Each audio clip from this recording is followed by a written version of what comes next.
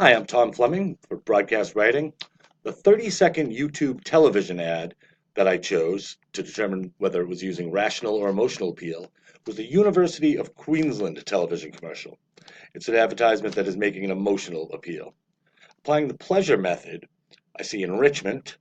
The woman graduate featured giving a presentation at an international market launch, obviously indicating a very successful, lucrative career. So see allurement in the early stages of the ad with the students, the co-eds just sitting in the sun, totally relaxed, made a very attractive place to go. Didn't really make you think of the stress of school or anything like that. Made it feel like a really idyllic just sitting in a park. And sensation, it's kind of interesting. It's the